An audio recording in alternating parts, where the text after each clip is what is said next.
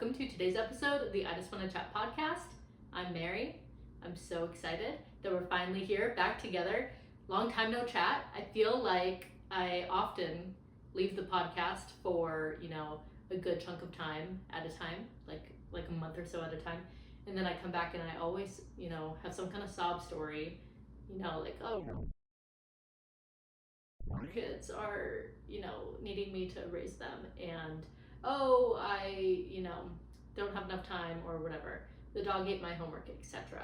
But I'm here. I'm excited to pod today. This is the first time that I've done it on camera, which, doesn't make me feel great. Like, I'm not excited to watch this footage back because I don't want to, watch myself. But alas, I hear that this is what you have to do when you podcast now. You have to have a live video component.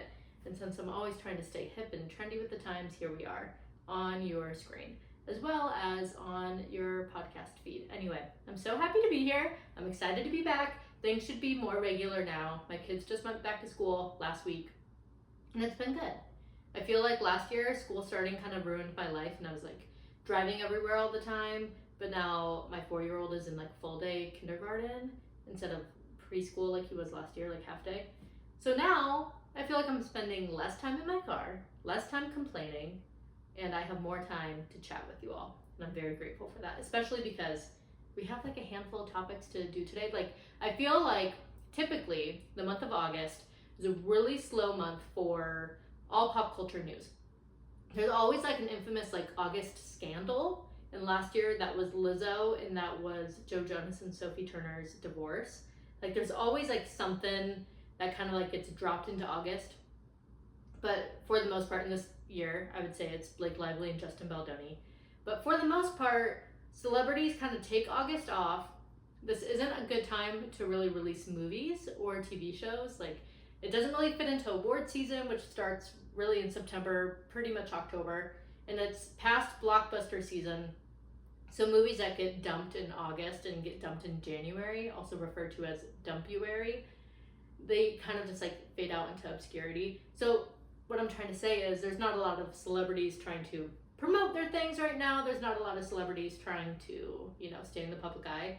And yet we've been blessed. The I Just Want to Chat podcast, all of us, we've all been blessed with juicy and entertaining and what word am I trying to say here? It's hard when I'm recording this because I feel like I can't edit as close as I want to, but we've been given juicy news in different ways. I keep looking down at my subject list, and I think that we're just gonna hop into it.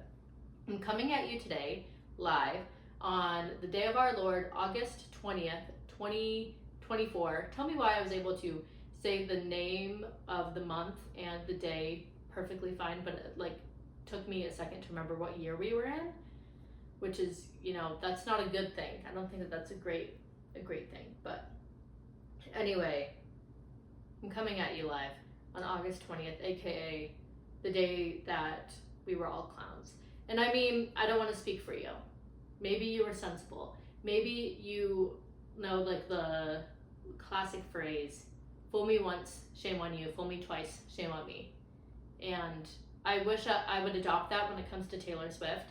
And yet, I just keep coming back for more constantly. I will say, so today we were thinking that we were going to get the Reputation Taylor's version announcement based on tons of different Easter eggs.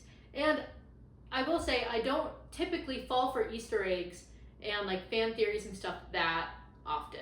Like, I kind of listen to them. I definitely don't do math when it comes to Easter egg hunting and that kind of stuff. Do not do math. Do not do anything of the sort. And I don't calculate she wore this day and this day. But there were a lot of clues. First of all, there was historic precedent of Taylor Swift announcing albums and notable things on big concert tour dates. She announced Speak Now, Taylor's version in Nashville. And then on the last day of the US run of the Eras Tour, 1 year ago, she announced 1989 Taylor's version. And then today, we thought that she would be doing Reputation Taylor's version because it's the last day of the European leg of the tour, unless she goes back to Vienna to go, bring some shows back there. But I don't think that's gonna happen. Unfortunately, I'm so sorry.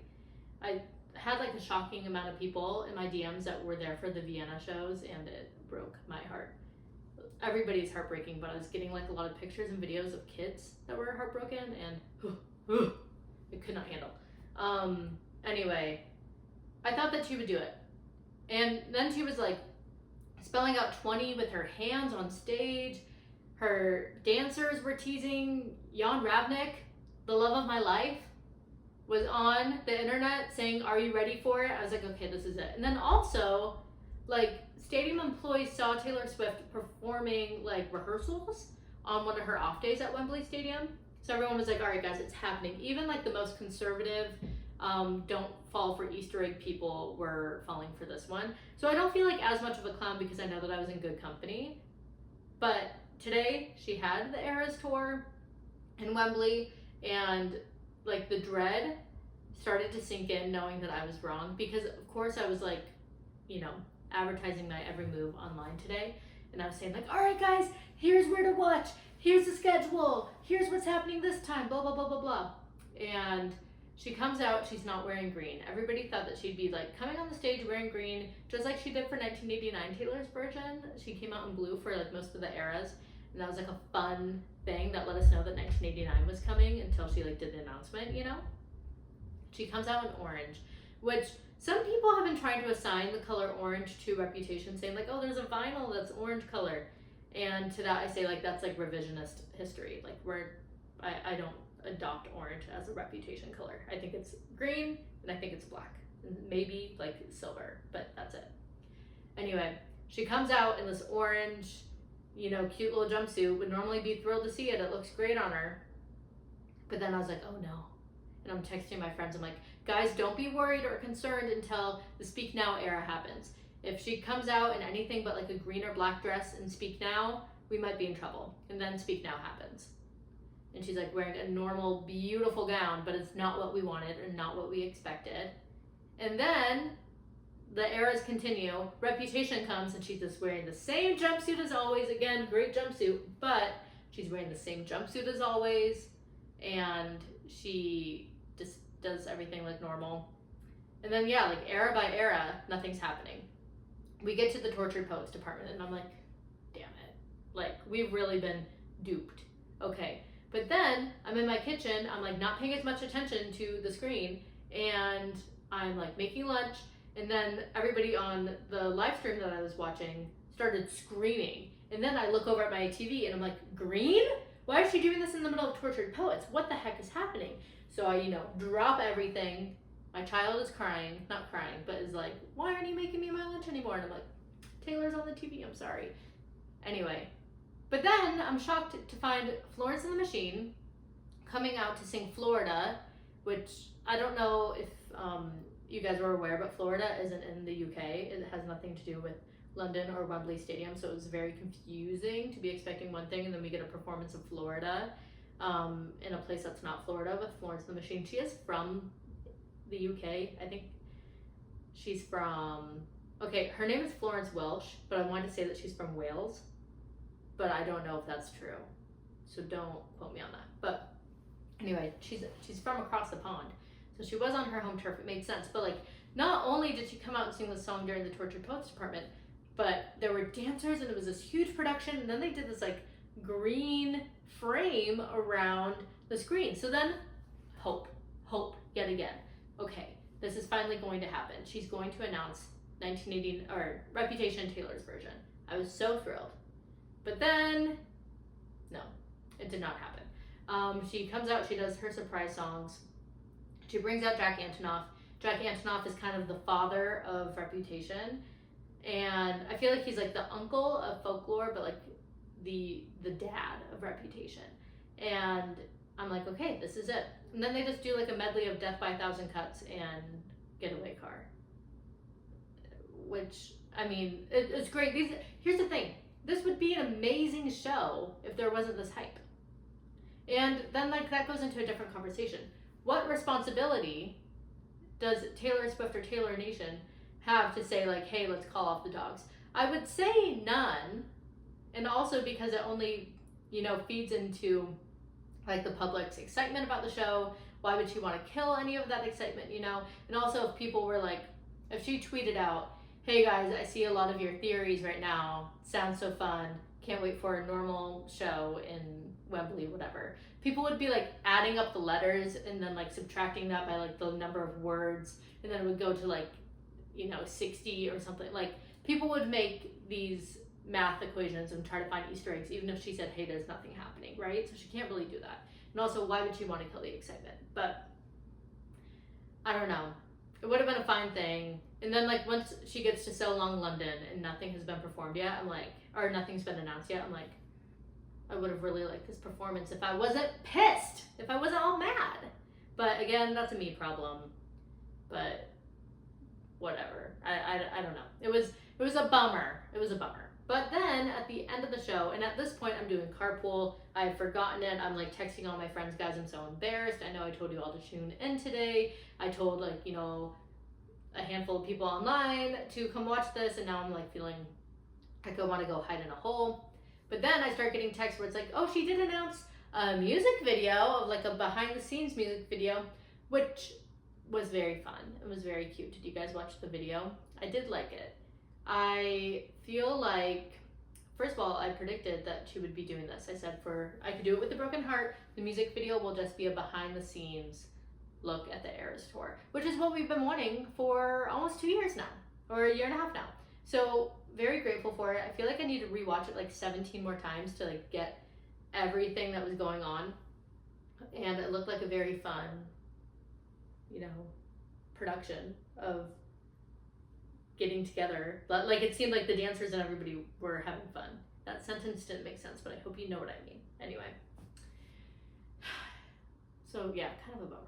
But P.S. about the I Could Do It With a Broken Heart video, how psyched do we think that Blogilates girl is that made that pink or that purple like pickleball skirt? This is now the second time that Taylor Swift has worn that. She wore it in that one like YouTube short, and then the Blogilates girl freaked out and was like, she's wearing my skirt. And now she's wearing a matching set with that skirt in the I Could Do It With a Broken Heart video. She's got to be on cloud 9. She's probably one of the only Swifties that had like a great day today, right? Anyway, so that was that. What do I think is happening next? Okay, so let's see here. Travis Kelce is playing football. He's currently in like pre-games, right? Is that what the NFL is doing right now? Pre-games? Practice games? Pre-season practice games? I don't know exactly the terminology, but he's busy. So she doesn't have any shows until mid-October. I predict that she'll be at some Kansas City games, and that's basically it. She'll probably lay low other than that. I know that a lot of people are waiting for a political endorsement, and based on her documentary, Miss Americana, I believe that will happen in Miami, in one of the Miami shows. Especially because it's in Florida. Not that Florida is really like a swing state, but it is kind of a state where, I don't know, she could have some pull. If there's like, this is a side political rant that maybe I'm going to regret like getting into, but just like the concept of an undecided voter kind of makes me chuckle at this point. Like I feel like everything is like so polarized, where in my mind I'm like, I think that Taylor Swift's endorsement could entice people to go out and vote, which is great. And everyone should vote. And she should use her voice in that way to tell people to vote. And obviously, I mean, she's on my team. So yes, please come out and support Kamala. Would love it. But I don't see Taylor Swift. Maybe she's one of the only people that could say like, hey, I'm voting this way. Do you want to come follow me and be cool and like vote this way? But other than that, I keep seeing people like fighting for endorsements and whatnot, and I'm like, I just don't think that anybody's undecided this time.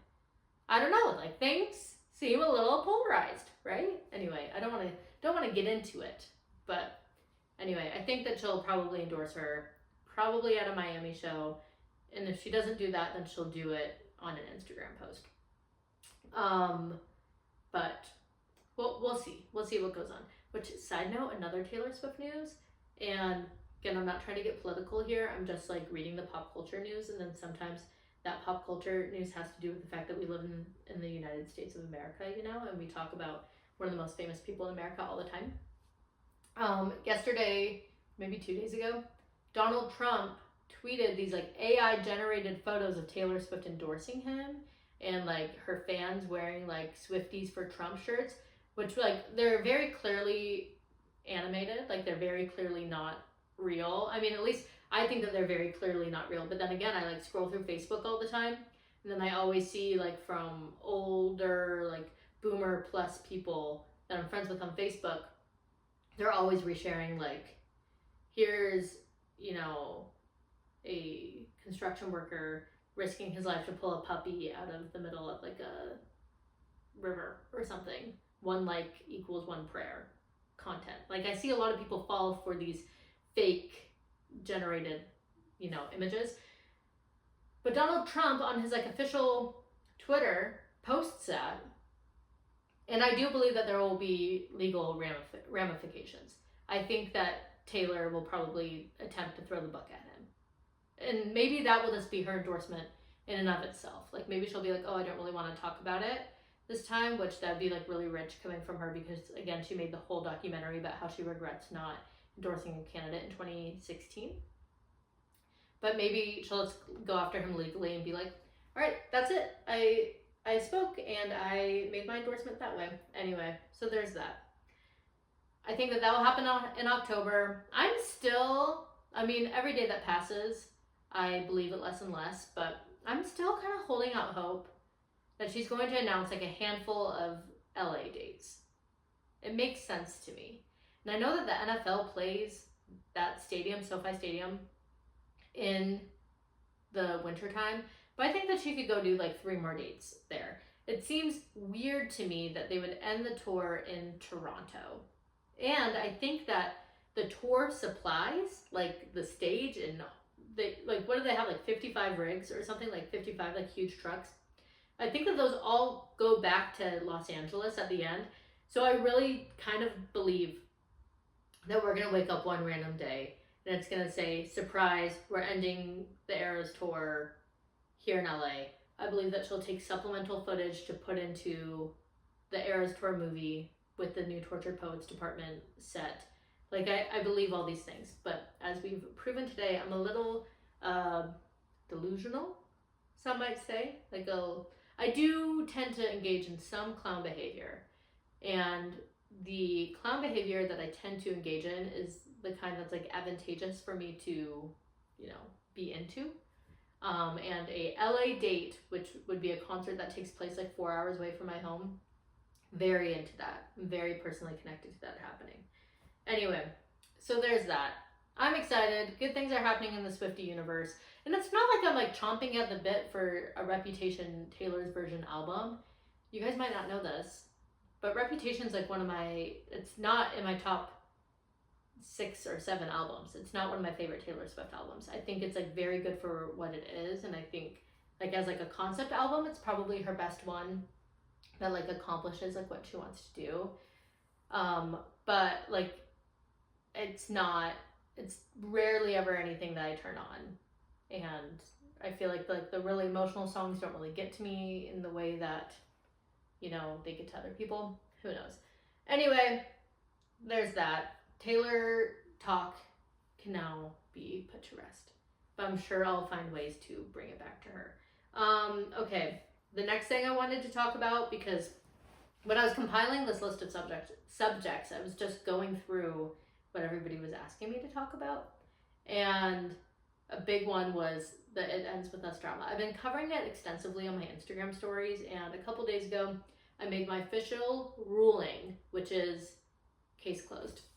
Like, at this point, if something was going to happen and we were going to find out some kind of bombshell that was going to make either one of them look horrible, we would have found out, right? I think at this point, what do we know? We know that Justin Baldoni and Blake Lively had some creative differences. And let me first say that I think the idea of having 2 of the lead stars in a romance movie, and yes, it's about domestic violence, so I shouldn't label it as a romance, but you know what I mean.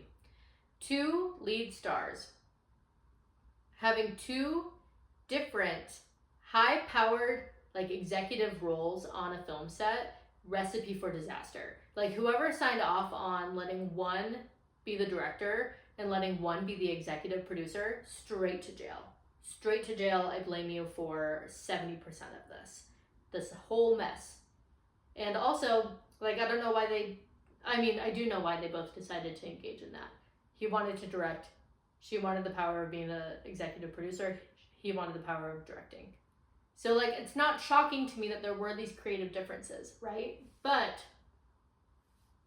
I don't know. I think that all that we really know is that there were creative differences. There were a couple things put out by her camp, a couple things put out by his camp. Some rumors of, like, oh, there was another cut of the movie that was made. But that story doesn't really track for me, because people are saying she made this cut. She hired she connected Sony with the editor for Deadpool to re-edit a cut of the movie that she likes. And it went to test audiences. And allegedly it tested worse than the Justin Baldoni version. Here's my pushback on that a little bit. In Hollywood, it doesn't really happen. Like, way more often there's a director's cut that's, like, released later. Like, infamously, a couple years ago, there was a Snyder cut of Justice League. Like, there was the Justice League movie, and then Zack Snyder had his cut where, like, this is really what I thought that the movie would be. Because generally, the final cut and those kind of things come from the studio and from the producers. So it's weird to me that there would be this, like, mystery Blake Lively cut of It Ends With Us floating around somewhere, but we only saw Justin's, and yet Justin's the one that's ostracized from the set. Like, that story, a couple of the details don't make logical sense. But I've also seen it presented the other way, where Justin's cut was the one that tested better, but then they ran with Blake's, and then he got mad, and that's why the cast is shunning him, and I don't know. And then he hired this crisis manager. People were really mad about the crisis manager thing, or thinking that it was an admission of guilt. I don't think it's an admission of guilt. I think that he was in crisis, and he needed that crisis to be managed. I don't think that he probably had, like, a strong PR team or anything like that beforehand. So I don't know, but it's a whole, like, story that I think got way blown up by the fact that August sucks and there's not much going on in the celebrity world in August, and people needing to write stories, and then kind of like TikTok, like, made it so contentious. And then there were, like, all these interviews that came out. None of them really made Blake Lively look good, but I'm sure for every negative Blake Lively interview there was probably a positive one. We just didn't really see it pushed out. Quick side note, I have a personal story with Blake Lively. She was very, very nice to me once. In high school, I was a seat filler. That's what I did as, like, a job sometimes. On the weekends, like, I would go do, like, casted audience stuff. Not even just on the weekends. I would skip school for it often. And it didn't really pay well. Like, the most it would pay, I think, like, per union rules, was like $60 an event, and that would basically cover, like, my gas and my food to get out to LA, which was, like, 2 hours away from my house. Anyway, but I did that often because I liked to be around famous people. And one award show I went to was the Teen Choice Awards, and this might have been the one that I also met Taylor Swift at, or it was a different year. But anyway, Blake Lively, it was right when she was dating Leonardo DiCaprio, and I remember being starstruck of Blake Lively because she was dating Leonardo DiCaprio at that time, and I'm like, this person is sleeping with Leonardo DiCaprio, and I'm next to her. Like, I couldn't believe it. Anyway, there was, like, a whole kerfuffle about, like, her seats. Like, she was supposed to sit there with some people from her team, but David Henry from Wizards of Waverly Place was sitting right there, and he had, like, one person with him, and she was trying to kick David Henry and the person that was next to him out of their seats, and they were like, we're supposed to be here. She thought that they were seat fillers, and this is actually kind of a funny story, but, like, she wasn't being mean. She was just like, these are the seats that I'm supposed to be in. There's people who are sitting in those seats, which are normally, that's the situation with seat fillers. Like, I was just sitting in the seat that I was sitting in, a row behind her, because I was waiting for a famous person to go down there and sit down. Because the role of a seat filler is to have a person in every single seat, so that when the camera pans over the crowd, it looks like it's a full house, right? Anyway, so her and her people are trying to figure this out. David Henry and whoever he's with is like, no, this, like, these are our seats, and then she's trying to say, like, well, that you need to get up, and her person was being more assertive, like, you need to get up if you're a seat filler. And then all the seat fillers have these like green wristbands on, so then I like lean forward and I'm like, oh, if you're their seat filler, they have one of these wristbands on. And then she like leaned over, like, was I standing up? She put her hand on my shoulder. So I'm trying to like think of like the logistics, but also this was over 15 years ago. So take all this with a grain of, not 15 years ago.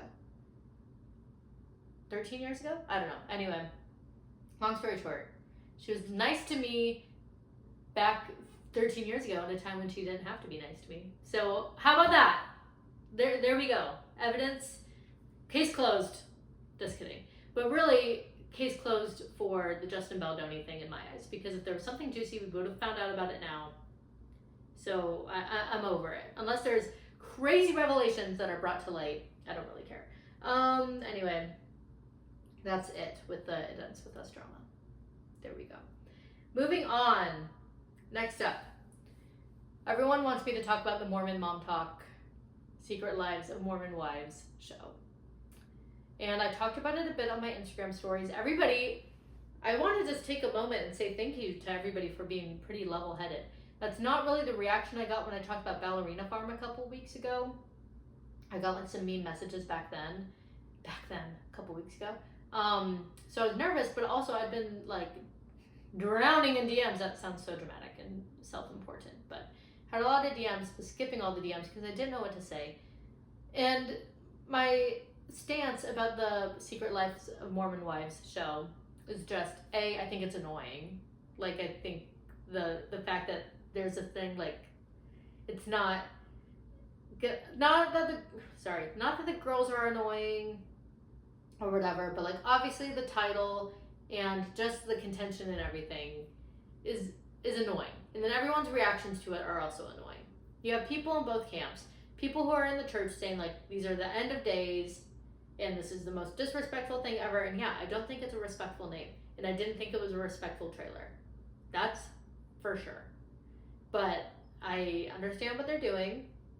I don't think that the girls involved probably have much say what the title was.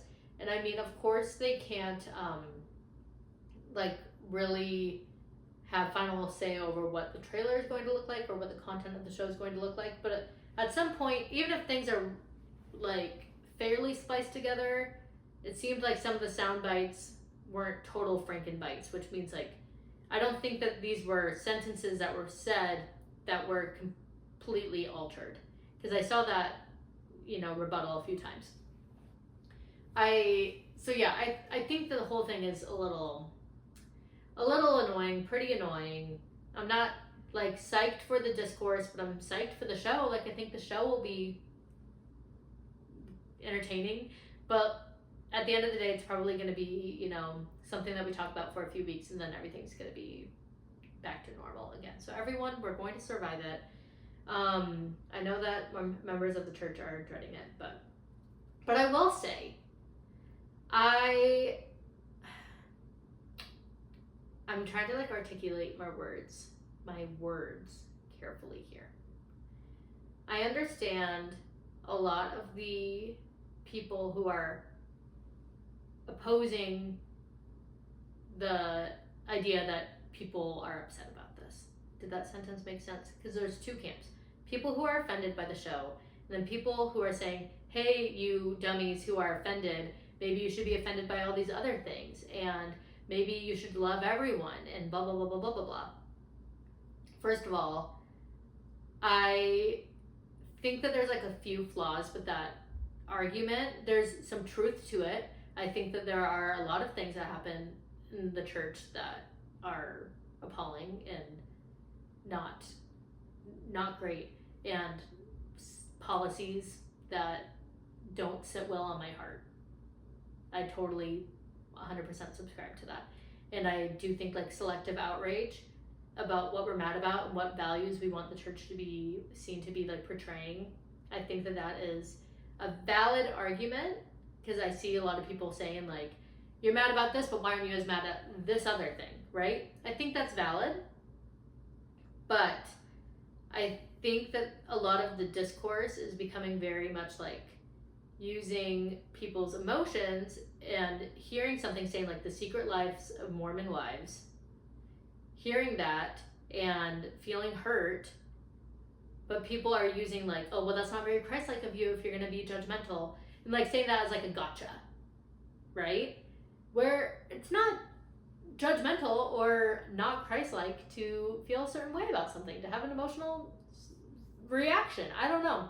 I mean, I'm digging myself into a further hole here, but one of my like favorite like words to live by when interacting with people quotes comes from the now defamed Louis C.K., which again, that's not a good look, but he has this quote that says, when someone tells you that you hurt them, you don't get to say you didn't, right? So when someone says, I'm hurt by this thing, you don't get to say, no, you're not. Or, well, you shouldn't be. Like, that's not a productive response when arguing or when trying to get your idea across, right?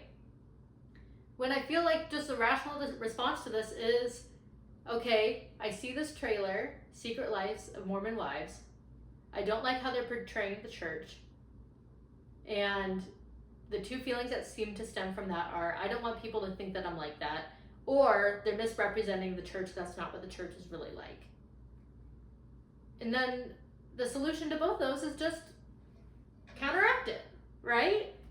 Like, okay, and it's again the same thing with ballerina farm stuff. When I was seeing some of the ballerina farm discourse, I was getting upset because so much of the stuff is like, well, of course, they're Mormons and they listen to whatever their husbands say and blah, blah, blah, blah, blah, and saying all these things. And it didn't feel right to me. And I'm like, I'm going to be so embarrassed. Like, my thought was, I'm going to be so embarrassed if my friends who aren't in the church see these things and they think that this is just how I act at home. And I just listen to whatever my husband says. Or I feel like I have no value outside of the home. Like, I don't want people to think I don't think I have value outside of being a mother. I do have value outside of being a mother. And then I realized that people that actually know me and that I care about do know that about me, right? And then it's the same thing with the Secret Lives of Mormon Wives show. Like, okay, so then we just have to counteract it. And I'm not saying that we have to like write think pieces about what the show got wrong. Surely, please don't. Don't do that. But, I mean, if that's what you need to do. But what I'm saying is just, okay, so this show exists. Members of the church can't stop it from existing. It's not going to be pulled from air. So we just have to temper our reactions. And then just, I was about to say, and live in spite of it. Live in spite of the Mormon wives. That sounds so dramatic, and that's not exactly what I mean, but I hope you get the spirit of my words, where it's like, just carry on and just don't be a swinger. Don't be a swinger if you don't want to. There you go. There's my permission to you. Anyway, hopefully that's not going to be, taken out of context or whatever. Now that I've been mentioned on the Utah influencer Reddit page once, I have been mentioned on there before, but I did get like my own dedicated thread a couple weeks ago.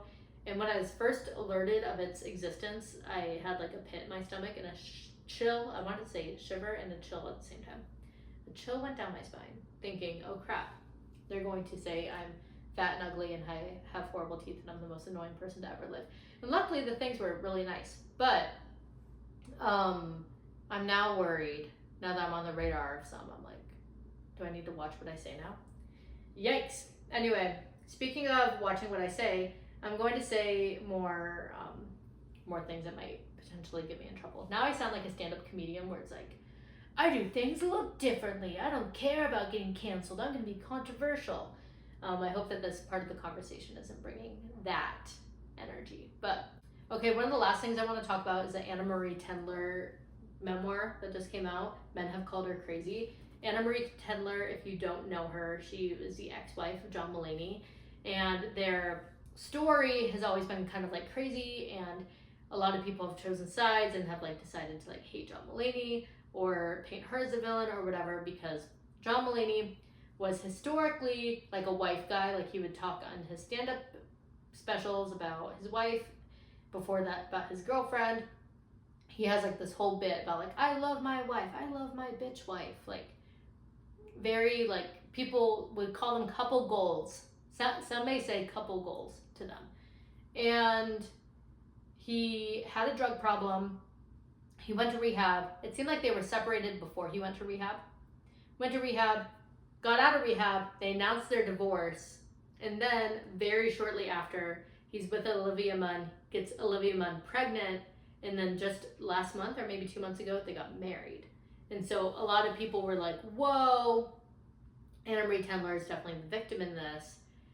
They also famously, like in their stand-up specials, talked about how they didn't want to have any kids, and then they saw him like dumping Anna Marie Tendler and then going to like go start a family with Olivia Munn quickly after. So when Anna Marie Tendler announced that she was writing a memoir, everybody was like very like stoked and also afraid for John Mulaney's safety, because they were like, all right, this is going to be an expose about the whole situation. But then really what happened was, it doesn't seem like she could talk about her divorce at all, and I don't think that John can talk about it either, because he has said in like his stand-up special, like he'll mention the divorce and he'll be like, but I can't really talk about that. And in this memoir, Men Have Called Her Crazy, Anna Marie Tendler talks about her time at a mental institution during this time. It seemed like she was also dealing with a lot while John Mulaney was dealing with his drug problem. Understandably so, if your husband's having a drug problem. It sounds very, very tough. And she writes this memoir of her time in a mental institution, and it goes like back in time, going through different traumas that she's had at like the hands of different men, right? And the traumas, I mean, I don't want to participate in any kind of trauma ranking or trauma Olympics, but the things in this book it's a head scratching book. And let me just say, I haven't read all of it. I listened to a good portion of it on Spotify. I hopped around to like the excerpts that I thought would be interesting. And then I listened to the Celebrity Memoir Book Club, which they were vicious. They like ripped this book apart. But their thoughts on it were very valid. If you're like interested in this topic at all, go listen to their pod. You have to like fast forward through their first 10 minutes of like rambling in the beginning of the pod, but then once they get going, it's good. Anyway, the book, in my opinion, was a mess. It didn't really seem like we were reading a book that was supposed to be written yet.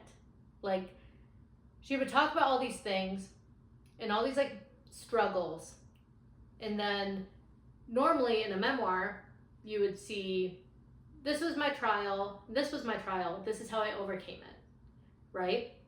And in her book, we were seeing like, this is my trial, this is my trial. And then when we're on the road to like overcoming that, she'd go, but F men, like screw men, like, but like this happened to me because of men. And like, and it would just like go back, and I'm not trying to sound like trad wife, like it was too like, you know, anti-men. That's not a take I normally take, but this book was bonkers. This book was bonkers. So anyway, go check out Men Have Called Her Crazy, or at least the Celebrity Memoir Book Club about it, because it is a doozy, some may say. All right, now I just want to hop over to this new segment that I wanted to try called the Chatterbox. And the Chatterbox is a submission, a listener submission box. I post it on my Instagram. I'm going to post it every week. You can go on, you could say whatever you want. If there's any kind of like celebrity topic that you want deep dive. All right, so for this week's Chatterbox, I picked one of the submissions that somebody left. And this is a good one because I get DMs that like have something along these lines in their question often. It says, okay, I've always wondered if and when celebrities hook up, there has to be so much paperwork, right? Like publicist approval and NDAs and STD tests and everything. Do they just keep NDAs in the glove department in their car just like a condom? LMAO. Great question. I want to push back on that idea just a little bit. I think that like our perception of celebrity life has been like fan fictionalized a little bit in the last couple of years. I don't think, according to like my research, I don't think like NDAs are being thrown around like candy. Like I think like high level people, and I think athletes probably do them.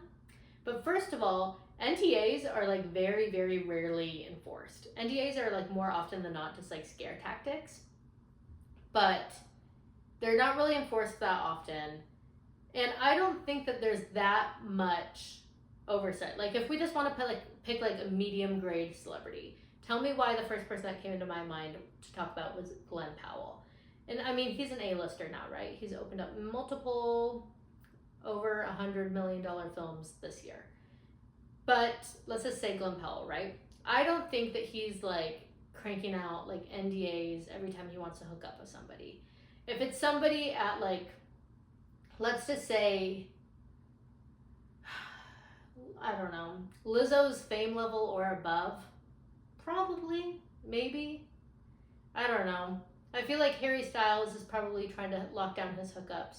But also, like, I think that we just have to consider the fact that celebrities live, like, such different lives than us. Like, there's the ones that are, you know, a different grade of celebrity, and, like, they have Raya accounts and everything. Like, John Mayer, famously on Raya. I don't think John Mayer is having people sign non-disclosure agreements. I think that they're probably just, like, choosy with the people that they hook up with and then hope that things, like, don't get leaked. Because, again, like, NDAs aren't often enforced. So that's a good question. I don't think that it happens that often.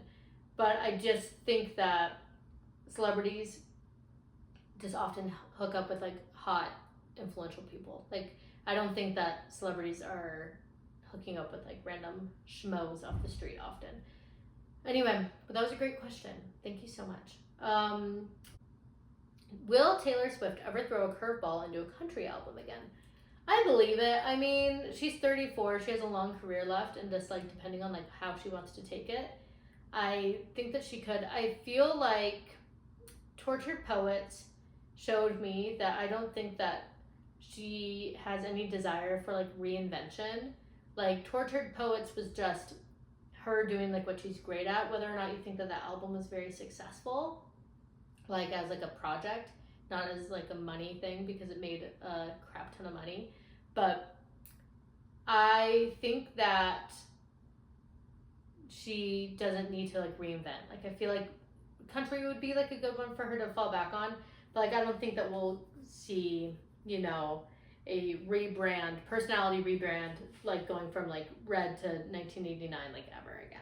Like I don't think that that will happen. So she could go back to country, but I feel like it would happen in the future, and it would probably be like in her like Stevie Nicks era, where she just like she has these shows that don't have dancers. She goes around. She's not throwing on these huge productions. She's just holding these like concerts to perform music. Anyway, but that's a great question as well.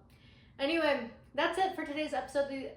That's it for today's episode of the I Just Want to Chat podcast. Thank you so much for listening. I'm Mary. You can go on to TikTok and follow us there if you would like at I Just Want to Chat podcast. You can find us on Instagram at I Just Want to Chat podcast.